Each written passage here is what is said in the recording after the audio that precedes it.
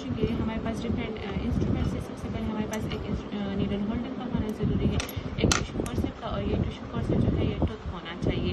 इसके एक साइड पे 2 टीथ है और एक साइड पे 1 टीथ है, और एक हमारे पास सीजर का होना ज़रूरी है, और एक सूचर मटेरियल। अब डिफरेंट टाइप के हमारे पास सूचर्स आते हैं। ये वाला सिल्क सूचर है, ओरल कैविटी में हम ज़्यादातर सिल्क सूचर यूज़ करते हैं। इसके साथ जो नीडल अटैच होती है वो भी हमारे पास डिफरेंट टाइप्स की होती है। ये हमारे पास राउंड है। सूचरिंग टेक्निक्स हमारे पास डिफरेंट होती है, वर्टिकल, हॉरिजॉन्टल, कंटिन्यूस और इंटरप्टेड। कंटिन्यूस में फिर लॉक्ड है और अनलॉक्ड है, विदाउट लॉक। अब इसको हम कैसे पकड़ेंगे, तो नीडल होल्डर से पकड़ेंगे, लेकिन नीडल होल्डर के पकड़ने का भी तरीका है। ये 2 फिंगर्स हम इसमें डालेंगे, ये इधर और एक इधर होनी चाहिए। फिर हम नीडल को पकड़ेंगे इधर से, 2/3 इधर से और 1/3 इधर होना इसका ज़रूरी है। इस तरह हमने पकड़ ली।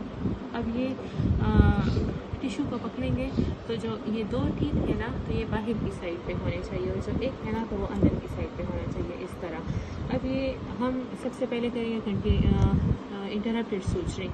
तो इंटरप्टेड सूचरिंग कैसे होगी, अब ये पकड़ेंगे ना, तो ये वाले डिस्टेंस जिधर से हम पकड़ रहे हैं ये तकरीबन 2 to 3 mm होना ज़रूरी है। इस तरह पकड़ेंगे, और ये जो नीडल है ना, तो ये बिल्कुल इस टिश्यू के 90 डिग्री पे होना चाहिए। फिर हम इधर से इसको ऐसे निकालेंगे, और फिर दूसरा हम इस तरह करेंगे कि इसको डायरेक्टली ऐसे नहीं करेंगे, मतलब पूरा हाथ नहीं घुमाएंगे, बल्कि सिर्फ इधर से सेम पकड़ेंगे, सही है, और रिस्ट को हम मोशन देंगे इस तरह, रिस्ट को ऐसे करके करेंगे, फिर ये निकालेंगे। सेम इसी तरह फिर से वही 2 टीथ बाहर की साइड पे और एक अंदर की साइड पे।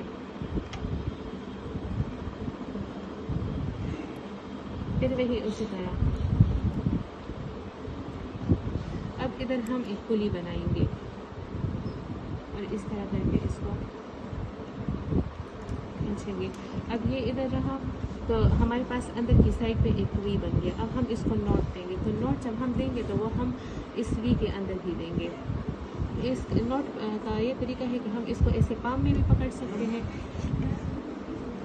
फिर हम क्या करेंगे, एक इस तरह और एक इस तरह, इसको हम सर्जन नॉट बोलते हैं। ये और ये एंटी क्लॉकवाइज, फिर इसको हम ऐसे करके निकालते हैं। और अब ये इस तरह है ना, तो हमने दोनों हाथों की पोजीशन ऐसी करनी, मतलब अपोजिट साइड पे। अब अपोजिट साइड पे भी बन गया, तो हमने इसको एंटी क्लॉकवाइज करके सिर्फ एक दफ़ा करके इसको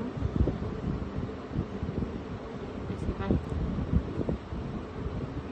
अब जो हाथ हमारे उस साइड पे थे ना, वो फिर ऐसे आ जाए।